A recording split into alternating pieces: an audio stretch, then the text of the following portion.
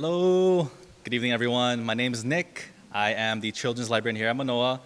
You probably haven't seen me too often. I've been on loan to a different library for the past 3 months, but hopefully I'll be back soon.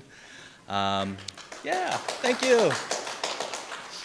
I just want to thank our sponsor, Manoa's Outreach College's statewide cultural extension program for sponsoring this event. And I really want to thank Tim right over here, for getting together with us and bringing this event to us. So, Tim, you can take it away. Thanks, Nick, and I want to thank all of the other librarians here at Manoa Public Library that made this such an easy thing to do.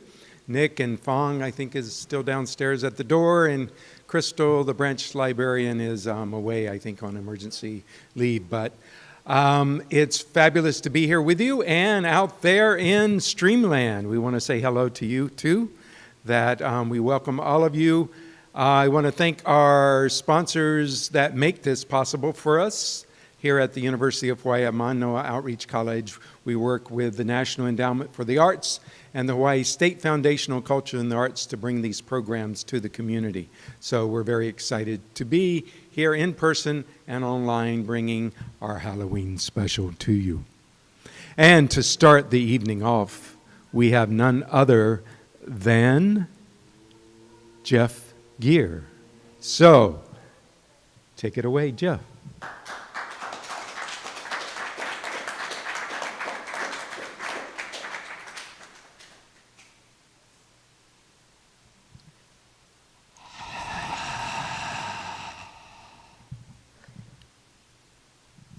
Hello.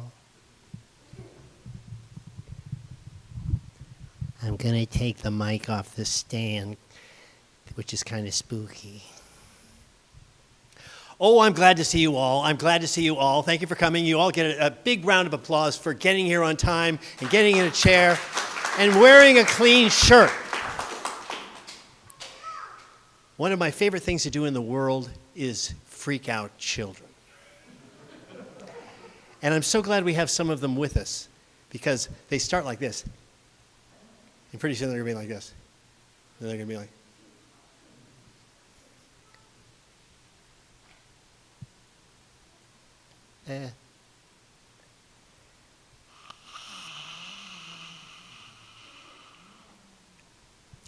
This is a true story because kids on the playground told it to me. That's where you learn all the good things about school. I was on a school playground. I was doing something during the real thing. But you know how school is. The main event is what? Recess. What is it? Recess. Of course, recess is where everything happens. So I'm out on the playground. And they told me this really happened. Okay, well, tell me the story. The story goes like this. They were on the playground because everything happens at recess. Everything at recess. They're at recess, and there's 3 groups of kids. One saying, "What are you getting for It was almost Halloween, just like now. 3 boys were talking. "What are you getting me for Halloween?" "I'm going to be a fat woman. I'm going to be a wiener. I'm going to be a pretzel." Something. One of their friends over there, they said, "Hey," he was sitting there like this. He said, "Hey, what you going to be for Halloween? What you going to be?" "Nothing. I'm not afraid of nothing. It's for little kids, for sissy boys. I'm not afraid of nothing. I'm a big boy. I don't do that junk for Halloween, booga booga. Forget it." Now, come on. What gets Uji makes your skin crawl, all the chicken skin. What gets inside you? Nothing. I ain't afraid of nothing. Boy, I dare you. I triple dare you. You go by the corner of the school, you're going to see the man. The tall man, all in black. We call him the black man. The tall man, all in black. He's going to freak you out, brother. He's going to freak you out. I don't care. Some old booga booga man, booga booga. I'll be there. All the kids went into the playground. And they're in their school, and you know what happens at the end of school? Books are flying, kids are yelling, they're pouring out like a wave. They're pouring out. Some are going into the buses. Moms and dads are calling at them, screaming at them. The kids are all screaming and fighting. They're going down to A+. The place is bedlam. The kid that's not scared of anything, he's in the corner of the school. His friends are in the bushes. He's like, "So, where's the tall man gonna freak me out, huh? Come on, bring it on, baby." Nothing. An hour late, 2 hours later, none of the kids had been at school that long. That was way beyond. The principal was, the custodian was, A+ was over. It was such a deserted desert of buildings. No kids, no people, no nothing. And on the corner of the school, there's the guy. Oh, where's the spooky guy? I want to... What? There on the sidewalk, long shadow stretching out in the dusk of light, bumping into two shoes black as can be. Out of the shoes growing up, there are pants. Black pants, of course. Black as night, you see. Then on the side of the pants, there are long white fingers like skeletons, long, going into sleeves. Up they come together at the shoulder, come together, there's a collar. On top of the collar, there's a face. Hooked nose, hooked chin, sharp teeth, button eyes, black, broad-brimmed hat, going up, up, up, up, up.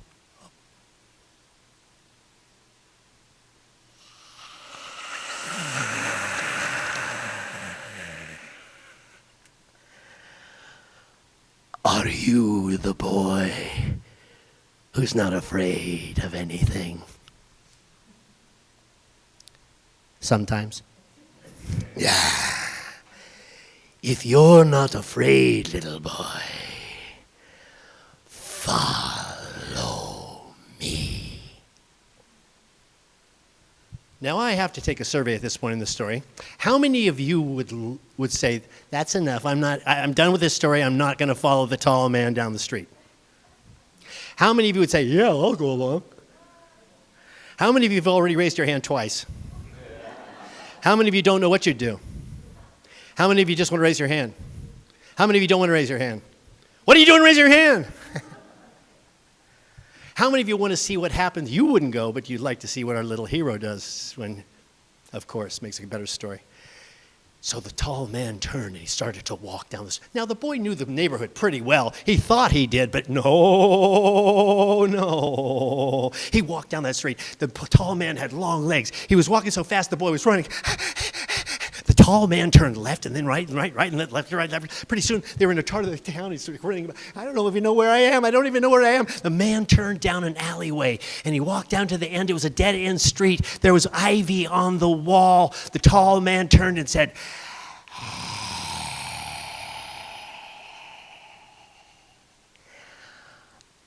"Are you still here, little boy?" I still here. Are you not afraid, little boy? I'm not afraid of nothing. If you're not afraid, follow me. The man put his hand into the wall of ivy, and he parted it like a curtain, and he stepped through it. It closed as his foot disappeared on the other side of the wall. The little boy, I'm not afraid, I'm not afraid, I'm not afraid, I'm not afraid, I'm not afraid, I'm not afraid, I'm not afraid, I'm not afraid.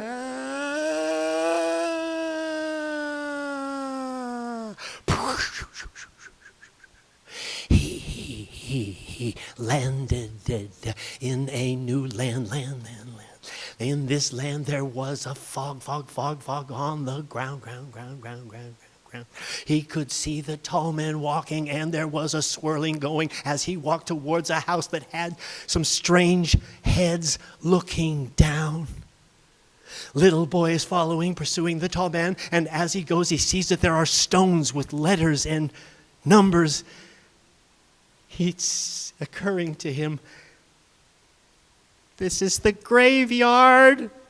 This is where they bury the dead people. This is where... Too late. The tall man has reached the gate, iron gate. Folks, this is where I need a little participation. Do it good and loud for our viewers in the stratosphere. Put your hands up like this. Yes, you. When it's a creaky fence, so...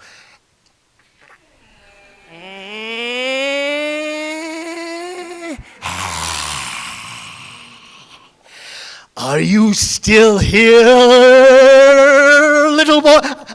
Are you still here? Yeah. Are you not afraid? I'm not afraid of nothing. Good!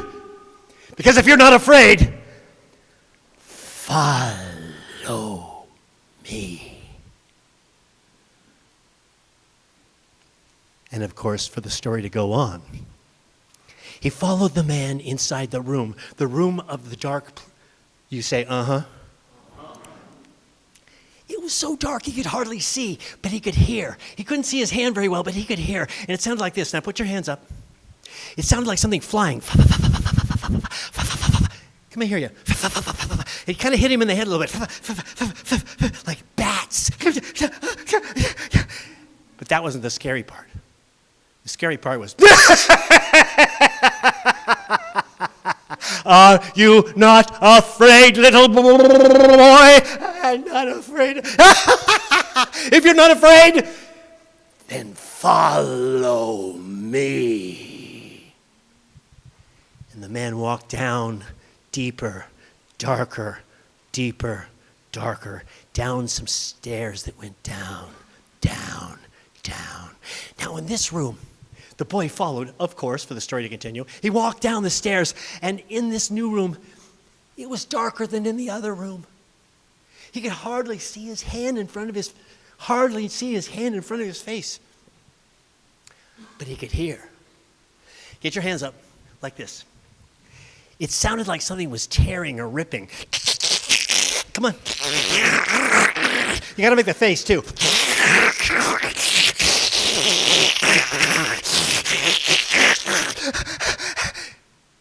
And then he heard it.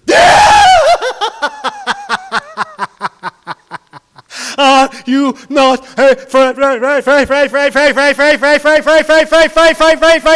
boy, boy. I'm not afraid of nothing. Good! Because you're not afraid. Follow me. And he went down the spiral staircase, down, down, down, down, down into the very heart of the earth. The room was black. He could hardly see his face, but he could hear. And what he heard sounded like this. Get your hands up. It was like the earth was having a bad dream. It sounded like this, with the face.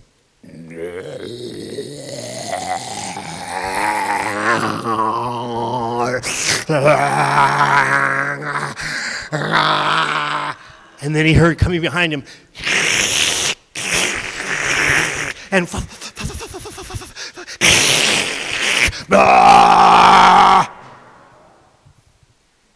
but that wasn't the spooky part. The spooky part was there was a face glowing, hooked nose, but hooked chin, sharp teeth, button eyes, hat going up. The face was glowing. He said,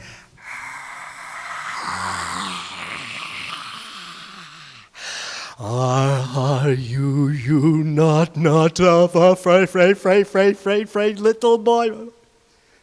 All right, I give up. I'm afraid. But when I'm afraid, I use my secret weapon. Do you think I care about your secret weapon? No! And now I am going to or for the video folks at home.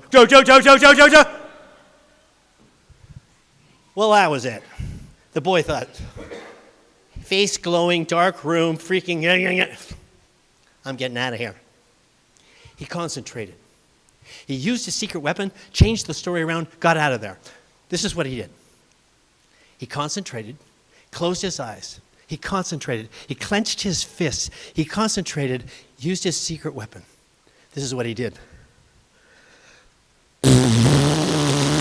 Oh, pilau, stink, fart, yo, oh. Up in the middle, the top to the left, ran on the side, left, right, through the wall, left, right, through the streets, got back to the school.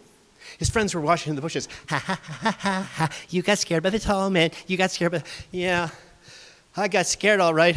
But then I used my secret weapon and I got away. You got a secret weapon? Yeah, and when I'm in trouble, I use it, and it's powerful. Well, what is your secret weapon? He closed his eyes. He concentrated, and he shared with his friends his secret weapon. Now, boys and girls, it's almost Halloween. Think there's spooky things out there? There are. But the world that's ahead of you has really spooky things in it. Remember this story. Because when you're confronted with something that makes your heart race, remember, you have great power deep inside you. And this is the moral of the story of the boy who wasn't afraid of anything, who used his secret weapon wisely. Amen. Bless them all.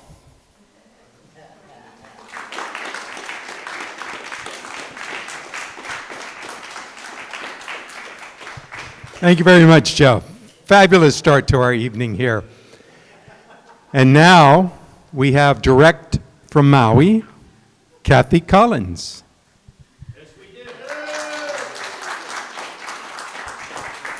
Thank you, Tim. Thank you, Jeff. Don't worry, I didn't bring my secret weapon. But I did bring a couple of stories. The first one I'm going to tell is a very old Hungarian folktale about a very old lady. This old lady lived all by herself in a tiny little house on the outskirts of a tiny little village. She was so old, nobody in the village could remember when she wasn't old. And the reason she was so old was because Death had forgotten all about her. Death would come and visit the village every so often and take with him 1 or 2 people at a time. But the little old lady lived down a path in the forest, and somehow Death never bothered to go find her. Now this old lady had outlived everyone she knew, her family and friends, and what she would do all day long was collect things. She would collect things to play with, things to look at, things to count.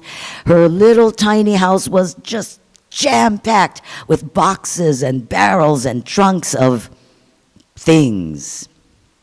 Well, one morning, Death was on his way to the village to pay his monthly visit when he noticed a little opening in the bushes, in the brush. So he looked down and he saw a path. Curious, he went down the path and it wound around the trees and he came upon the old woman's house and he knocked on the door and the old woman said, "Who is it?" "It is I, Death." "Well, what are you doing here?" Well, Death could tell by the old woman's voice that she was very old. So he said, "Well, I've come for you. Everybody goes with Death at some time. No one cheats Death. And I can tell I have let you go for far too long. So, old woman, it is time you came with me. Past time, in fact." And the old woman said, "Whoa, but I'm not ready. If it's past time, then what does another year or 2 or 10 matter? Come back later." Death said, "No, it is time you came with me now." "Oh, but Mr. Death, I have so many things to collect and to play with and to look at and to count. But another year, please." "No." "Okay, how about One more month? Just 1 month? No! Oh, please, just 1 week. Just 1 more week. No! I will give you 1 more day. You can have 1 more day. Oh, thank you, Mr. Death. You are so kind and generous. 1 full day, right? Right. You won't forget and come back tonight? No, 1 full day, I promise. Oh, thank you, Mr. Death. That makes me very happy. Just one more request. What is it? Could I get that in writing? What? I just, please, I would feel so much better if you wrote this out. Huh. If you can't trust death, who can you trust? Well, but agreements, even between friends, are best put in writing. Please, Mr. Death. So Death took a piece of charcoal out of his pocket, and he wrote on the old woman's door, "Tomorrow." All right, it's in writing now. I shall be back tomorrow, and you had better be ready to come with me then, old woman. And Death strode back down the path. Oh, the woman was so happy. She spent her day doing what she always did, playing with her things, looking at her things, counting her things. And she went to bed at the usual time, all happy and snug in her tiny little home. Well, when the first rooster crowed, true to his word, here comes Death down the path. And he comes right up onto the porch and he knocks on the door. "It is I, Death! I have come for you, old woman." And the old woman, who was still in bed, said, I think you might have made a mistake, Mr. Death. Look at what you've written on the door. And Death was, tomorrow. Well, that is my writing. I must be getting old and confused. All right, old woman, I'll be back tomorrow at the same time. And off he went. Oh, the old woman was so happy. She spent the rest of the day playing with her things, looking at her things, counting her things, and she went to bed at the usual time. And the next morning, the rooster crowed. The old woman opened her eyes just in time to hear Death. Boom, boom, boom. "All right, old woman, I'm here." Look at the door, Mr. Death. "Tomorrow." I didn't get my dates mixed up. "All right, I'll be back tomorrow." And off he went down the path. Well, next day, same thing. Next day after that, same thing. It took Death 1 full week to figure it out. But when he did, he was so angry. He shouted at the old woman through the door, "That's it, old woman. This is your last tomorrow. Tomorrow I will be back and you are coming with me." And he took his sleeve and he erased the word from the door and he stormed off. Well, now the old woman was afraid. Oh, she didn't bother counting her things or looking at her things or playing with her things. She spent all day and all night trying to figure out how she could trick Death one more time. But try as she might, she couldn't come up with anything. She sat in her bed, despairing all night long. And when the first rooster crowed, well, she panicked. She jumped into the nearest barrel, which happened to be full of honey. And she sank herself down below the surface and she held her breath. But she could only hold her breath so long. her head popped above the surface. She gasped for air, and she realized that Death would walk in and see her head in the barrel. That wouldn't do.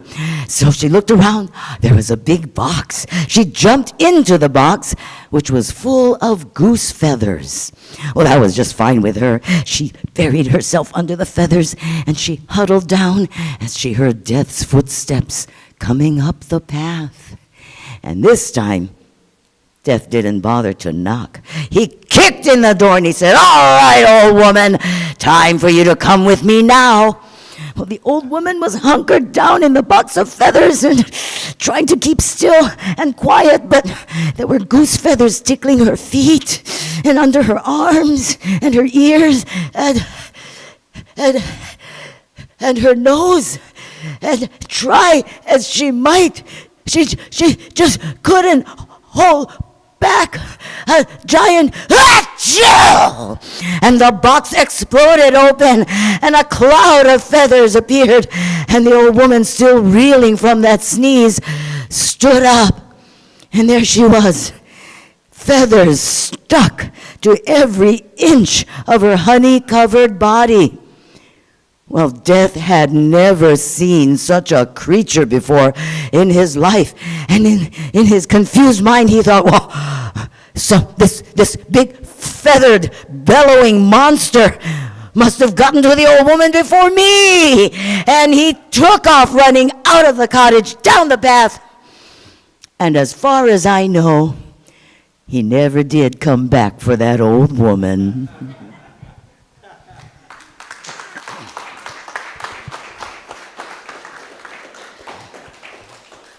Turns out you can cheat death once in a while. The second story I would like to tell you is another very old folktale. This one comes from the Tlingit, a First Nation tribe up in the Yukon territories of Canada. And it is called The Giant Basket Woman. And this is a tale that all of the parents tell the children and have done so for generations and generations.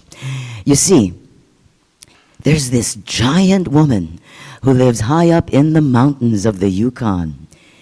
She's a cannibal, and her favorite thing to eat is children. And for that reason, all the children in the tribe know they are never to leave the village on their own. Because if they happen to be out in the woods or down at the river playing by themselves without any grown-ups around, well, that giant cannibal woman, she'll get a whiff of them. Even far up in her cave in the mountains, she can sniff them out. I smell dinner. And then she straps this big basket on her back, and she goes down, follows her nose, finds the children, tosses them into the basket on her back, puts the lid on, goes back up to her cave, and there she has them for dinner. Now, this happened a long time ago, so there were no stoves or ovens. The giant basket woman would build a big fire in her cave, and she had these long, flat rocks which she would use to roast her dinner on. Well, the giant basket woman was sleeping one day, as she usually did, and the children in this one particular village, oh, it was such a beautiful day, they really wanted to go down to the stream and play. And they asked the adults, can we please go down? Will somebody take us down to the river? But all of the grown-ups were busy. They were doing their chores. They were hunting for berries. Nobody had the time to take the children out to the river for a day. Maybe later. Maybe tomorrow we'll go. Oh, the children knew they were never supposed to leave the village without a grown-up. But you know how children can be. It was such a beautiful day, and they could even hear the stream babbling. Oh, they really wanted to go. So, one of the boys said, "Oh, We'll just sneak off for a little while and we'll be really quiet. The basket woman won't even know we're out there. And a couple more boys said, yeah, we'll go. And pretty soon, 12 of the bravest children in the village went down to the stream, snuck away from the grown-ups, and played very quietly. Well, it's pretty hard to splash around and stay quiet. Pretty soon they were giggling and running around, and pretty soon they were laughing and shouting, and the giant basket woman awoke from her nap. I hear dinner. Ooh, I smell dinner. She grabbed her basket, she put it on her back, and she strode down to the stream. And one by one, she grabbed each of those kids and she tossed them into the basket on her back, shut the cover, and boom, boom, boom, back in her cave. She started her fire, shoved her flat roasting rocks in there, went to the corner of her cave, took off her basket, opened the lid, turned it upside down, and shook out all 12 children. And there they were, huddled in the corner. None of them had ever seen the giant basket woman in person. They thought it was just a made-up story, but there they were in her cave. And the giant basket woman, she was so excited. She started to sing in a very horrible voice. Rocks in the fire, soon I'll eat. Ooh, little children, make a tasty treat. Oh, the children started whimpering and crying. And the old woman said, what are you doing? You be quiet. I like my dinner silent. The oldest child and the bravest, he said, we were just talking about what a beautiful voice you have. Oh, please, if this is to be our last hour, won't you please indulge us? Sing some more, sing louder, please, so that we may be serenaded by your beautiful voice. Well, no one had ever spoken to the giant basket woman in that manner. So she indulged them. Rocks in the fire, oh, soon I'll eat. Little children, make a tasty treat.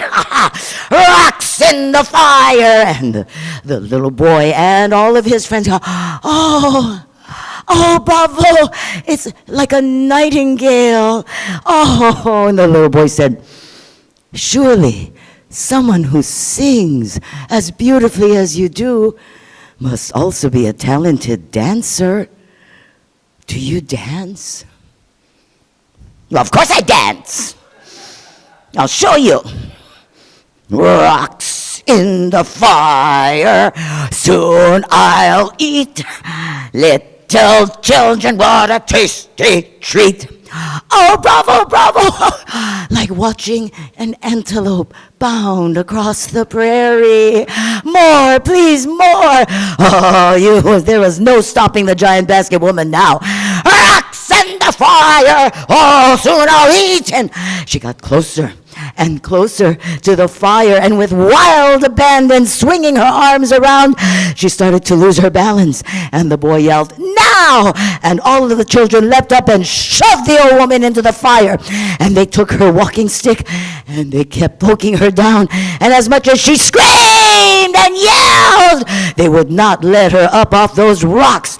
And soon there was nothing left of the giant basket woman but a pile of ashes. The children were so relieved. They started to gather up their moccasins, and just as they were getting ready to exit the cave, a gust of wind blew in. Whoosh! And it swirled the ashes up, and the ashes went up into a little whirlwind. And as the ashes were swirling, they heard a voice.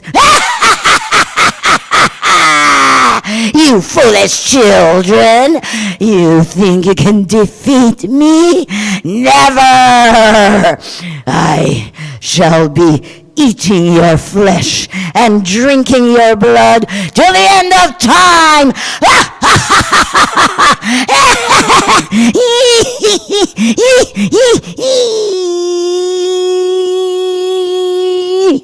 And as the voice faded away, every speck of ash turned into a mosquito. And now you know where mosquitoes come from and why you must always listen to your parents.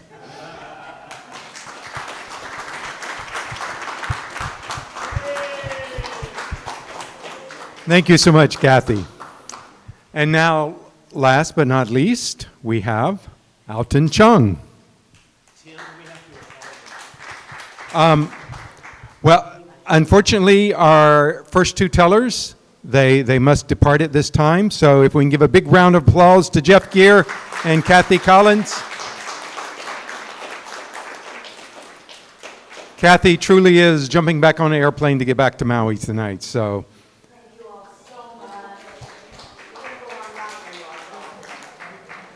So they're going to be very careful as they're driving, as they're watching online, and no.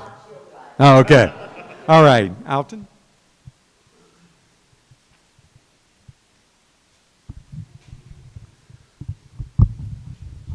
Well, thank you so very much. The story I have for you today is one collected by Dr. Glenn Grant. Dr. Glenn Grant collected strange stories from Hawaii for over 30 years. This is one of the stories that he collected, and it's with the permission of his estate that I can share this all with you today. Now, the Kauai Nui Marsh Wildlife Sanctuary is also known as the Kauai Nui Marsh over in Kailua, Kaneohe area, is known to be a hotbed of strange activity. People who live in that area sometimes hear drumming late at night, or even pounding on the walls of their houses. This has been attributed to the night marchers, the huakaipo, who march along paths on certain nights of the holy nights of the Hawaiian calendar. Now, Dr. Grant collected this story from a friend of his who he called Philip. Now, Philip grew up around that marsh, and Dr. Grant called him up on the phone to interview him. And Philip said, I have a friend of mine who told me this story of this strange thing that happened in 1963.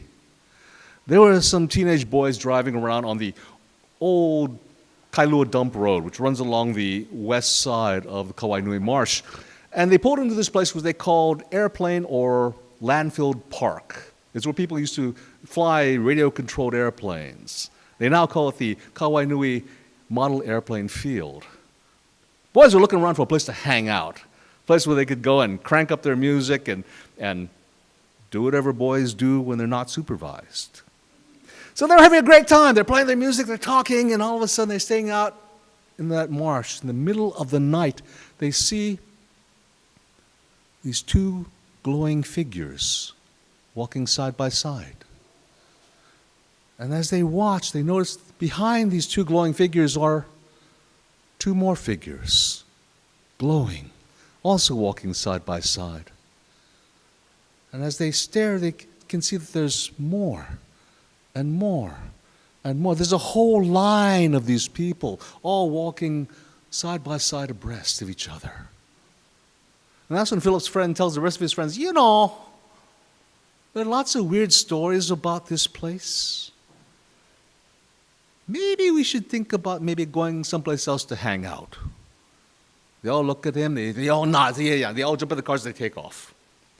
The next week, these boys are now at this house that has a beautiful view of the marsh. It sits up on a rise and kind of goes down to some farmlands.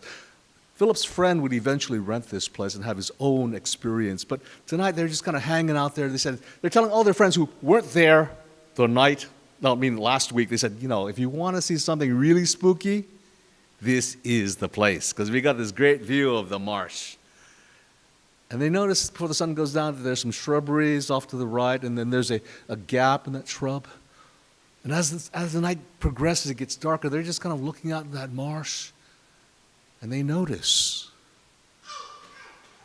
this little child running around, and this figure, grayish blue, making its way across that marsh area, going between that gap in the shrubbery, heading deeper into the marsh. Then they start thinking about,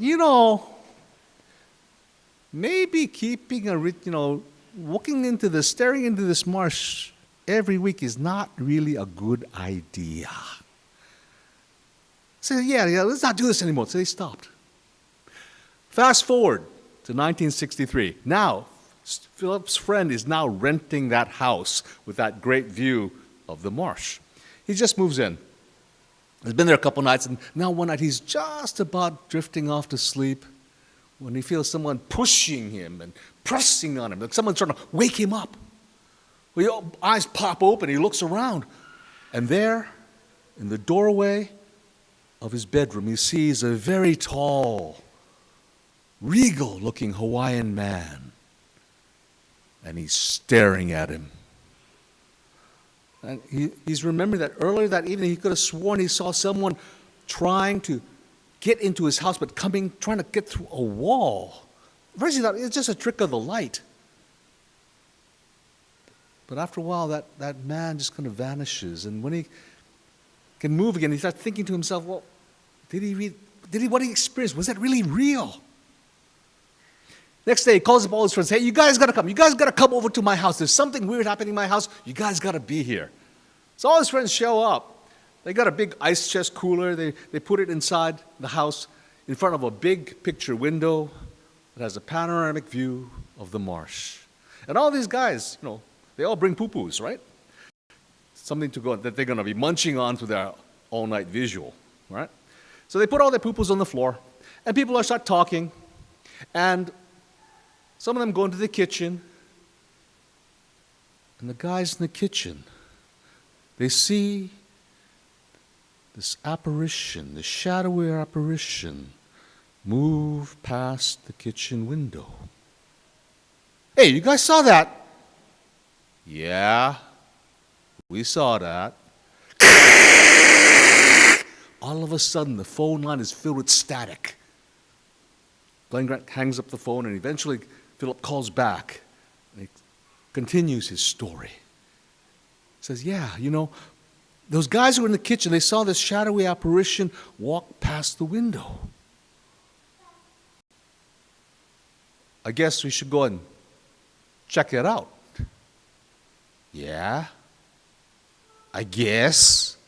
So all these guys now, they're all afraid. They go up to the kitchen door, and they're all kind of looking out, and they open the door, they look around, they walk outside, they look all over, they don't see anything. They turn around, they come back in, they close the door, and they turn around, and that's when they notice, in the living room, all the poo-poos they put on the floor are now up on the counter in front of that window with the panoramic view of the marsh. Now everyone's kind of spooked. They say, hey, something weird is happening here. They said, we're going to take a break. We're trying to get our wits back together again. This is too weird. Two guys decide to go sit on the ice chest with their backs toward that window. Other people are starting talking. Some guys move into the kitchen. Now, you know how it is when you're at a bar or something like that, and a friend comes by.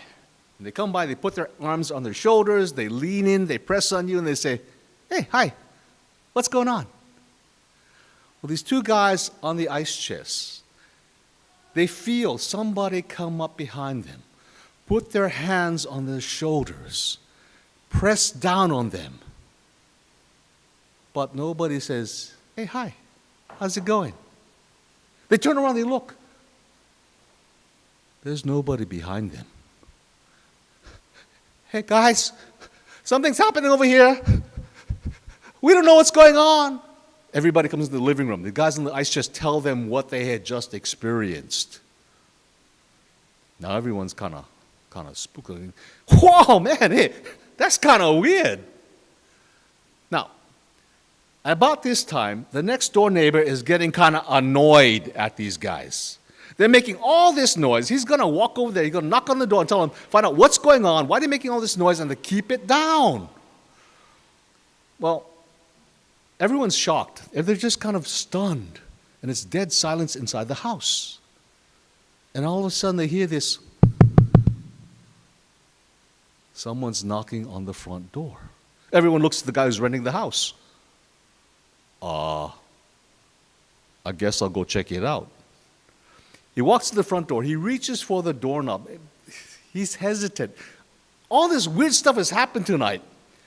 But he plucks up his courage. He opens the door, pushes open the screen door, and looks outside. He doesn't see anyone. He thinks to himself, well, I guess that's kind of good. And he turns around. Now, everybody in the house, they're all scared. They don't want to be by themselves, so everyone's in this big group. And he turns around, and, he closes the door. He turns around, and all these guys are now, in front of him. He's about ready to talk to them, and he notices in the kitchen, there's something. Standing next to the kitchen counter is the apparition of a tall man, over 6 feet tall. Same Hawaiian guy he's seen before. Regal. Very elegant. Distinguished. Sort of like an ali'i from old Hawaii, like you see in a Herb Kane painting. The guy looks normal from, top of his head down to about his waist. Below his waist, he becomes transparent and kind of just fades away. Now, about this time, the neighbor has finally made it to the front door. He's about ready to go knock on the door. He wants to find out why he's hearing all these guys going, "Wah!" and "Whoa!" and whatever sounds you make when you're scared. He's about ready to knock on the door. Now, inside the house, everyone's looking at this apparition. The two guys on the ice chest, been sitting on the ice chest, they determined that they had enough. They're seeing this guy who's cut at the waist floating in the kitchen. Time for go. Two guys in the ice chest. They leap up, they run, they smash through the screen door, they knock the neighbor guy flat. Now, Philip's friend is sitting there saying, I don't know what happened. One moment I was standing there in the house, and then the next thing I know, I'm with these two guys in the front yard who've been sitting in the ice chest.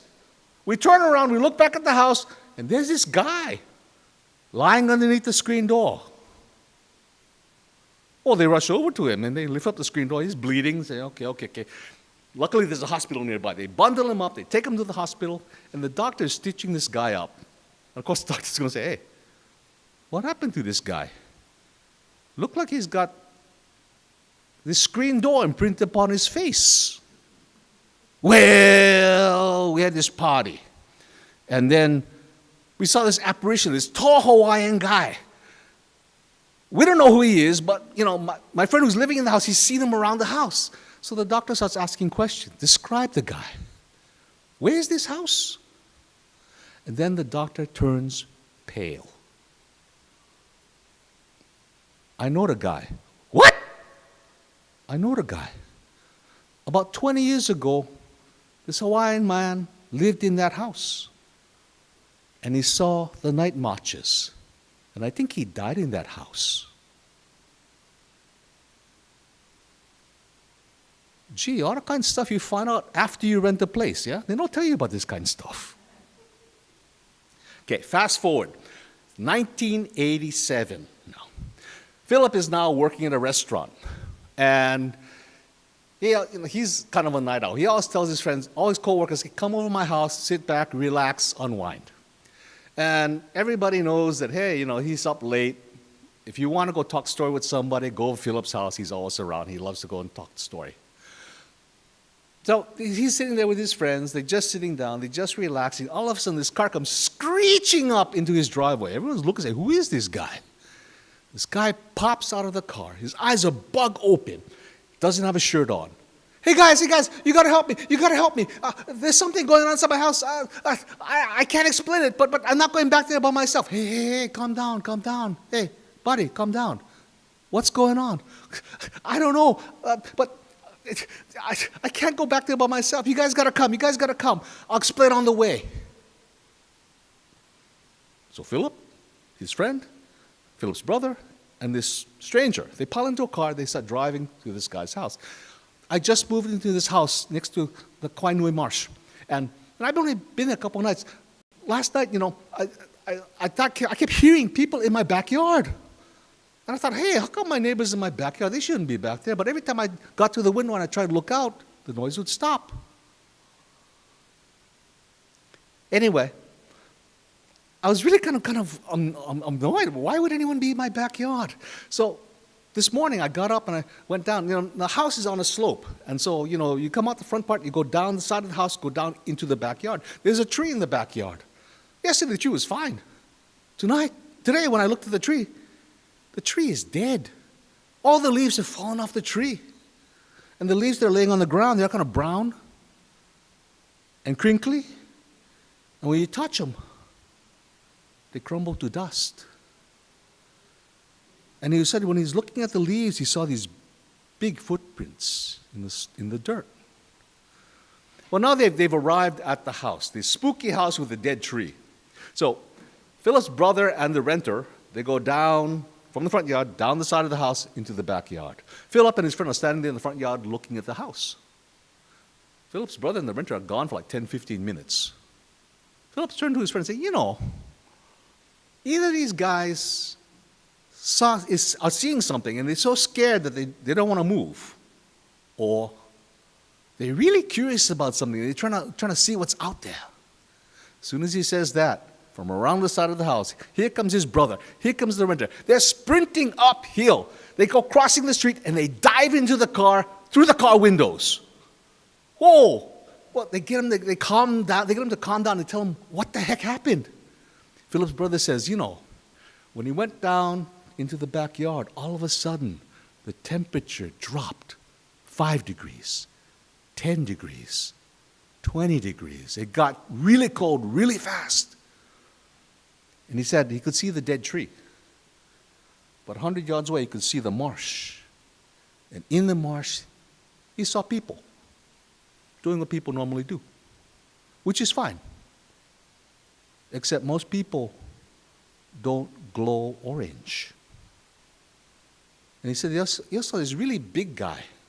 He looked like he was kind of a leader, or he was supervising all these people, either picking up rocks or planting taro.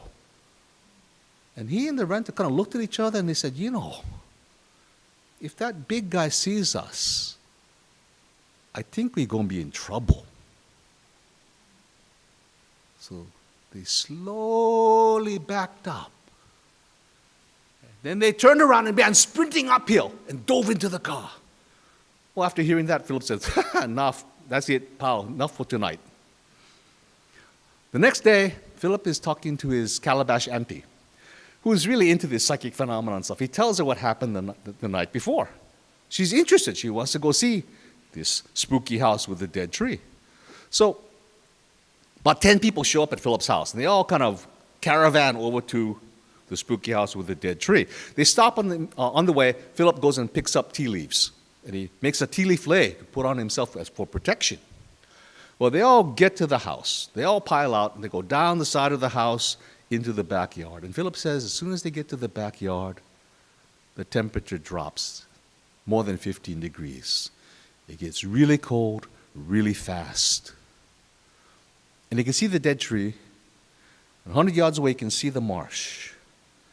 And he sees in the marsh what he thinks are street lights, which is fine. Except street lights don't have a tendency to move around by themselves. And someone in the group says, hey, you know what? Those lights, I think they're ghosts.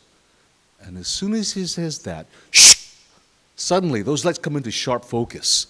And Philip can see that there are people glowing orange. And he can see the really tall leader guy. He's dressed in a malo, a loincloth. And Philip is looking at the guy saying, you know, I think if that guy sees us, we're going to be in big trouble. And as soon as he thinks that, from behind him, in the unoccupied house, he hears, bam, bam, bam, bam, bam! All the doors inside of this house are opening and closing and slamming shut. This house, all the windows and doors are locked. There's nobody in the house. There's no wind. And even if there were wind, a door wouldn't close, open, and close again. Philip takes off his tea leaf light, throws it on the ground, throws down some more tea leaves, says, sorry, we're sorry for bothering you, sorry for disturbing you. He gathers everybody up, they all jump in the car, they take off. And then as they're driving away, Philip says, you know what? Let's go to Kailua town. I want to look into the marsh from another direction. So they drive around, and now they pull off the side of the road, and they get out and they're looking at the lights, and they can see the little orange lights. And Philip goes, yeah, I think that's them. As soon as he says that, the little orange bright lights turn very angry, very red, and start making their way toward them. Philip says, that's enough, now let's go. And everyone piles in the car, they head back to Philip's house in Kaneohe. Now, Philip has heard that, he's got tea leaf plants in his house. He knows that, hey, that if you mix Hawaiian salt and water and you get a tea leaf and you start throwing it in the corners of your house while you're muttering a prayer, you're going to be okay. So he starts doing this. Meanwhile, outside, there is Philip's brother and this big guy who is driving them around in the car. They're on the other side of the car. And they look out in the marsh and they see coming toward them a big, red, crackling fireball. An akualele. Akua, God. Lele, flying. A flying God is hurtling toward the house. This akualele comes flying toward the house, goes over the house, and begins circling the house. It's their way of saying, I'm here because you guys are here. Inside the house, the lights start flickering. Philip doesn't know what's going on. He runs to the kitchen door to see what's going on. Now, he says this big guy who's been driving them around, somehow he was on the other side of the car. He must have hurdled the car and ran up to the kitchen step because all of a sudden, boom, he was right there. He said, Philip says, what's going on? He says, there's an akulele. It's running around the house. I'm scared. I don't know what to do. Philip's looking up. He sees the akulele, and all of a sudden the akulele flies back into the marsh. Philip's kind of beside himself. He's got his wits' end. He grabs some tea leaf. He goes to his front yard. He puts the tea leaf down. He gets a rock. He puts the rock on top of the tea leaf. He runs back inside the house. He grabs a manapua, a chasu bao, a sweet steamed bun that has smoked pork inside. He breaks it open. He puts it on the rock. He wasn't looking up at the sky. Everybody else who were there were looking up at the sky. They said that all these clouds suddenly came from nowhere and became this roiling, angry mass and began moving toward the house. The storm was coming toward the house. And as soon as he put that manapua on that rock on top of the tea leaf, that angry cloud, storm cloud just dissipated. So, Philip is telling his father this story the next day. His father's kind of skeptical. He said, Dad, this fireball came out of the marsh, circled the house, and went back. His father goes, whoa! Hey, son, that's an akulele. I remember small kid time we were told, never go out late at night because otherwise the akulele going to see you. It's a message from the spirits. Well, Philip's parents and the rest of his family, they all want to go to this spooky house with a dead tree. So the next day, they show up there. Everyone gets out of the car except for Philip's sister. They stay in the car. Everyone goes trooping on down to behind the backyard. Philip says nothing happened. The temperature didn't drop, didn't see any lights. But Philip's sisters who were in the car, watching the front of the house, all of a sudden start screaming. Philip's brother comes running up. What's going on? What's going on? They say they're watching the front of the house. and they saw this glowing person inside the house float by one of the windows. The girls wanted to go, and everyone agreed. Fast forward now, 1993. Philip's friends they've heard about these stories. They say, hey, we want to go see it. Philip goes, no, I'm not going to take you guys there. Tell you what, I go to another place where you can see from a distance. They go, okay. So he pulls off the side of the road, and they're looking into the marsh, and yeah, they can see these lights. They're orange. They don't turn red. They watch the lights for a little while, and everyone pauses in the car, and they go home. Years later, one of Philip's friends who was there that night tells him, you know, that night we went and saw the lights. That night I tried to go to sleep, and inside of my head, I kept hearing the beating of drums. It's been 25 years since Dr. Glenn Grant collected that story from a person he called Philip. Dr. Grant's gone. I don't know if Philip's around either. But for all those of you who are really keen on trying to see night marches or ghosts, please be very careful. Sometimes when you stare into the abyss notices and stares back into you.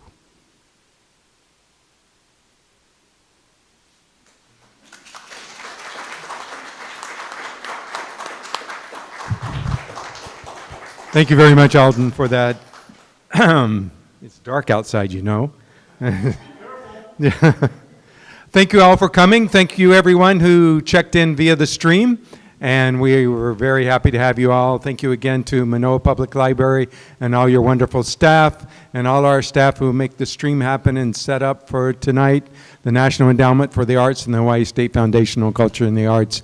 And hope you all have a happy, spooky Halloween. Thank you.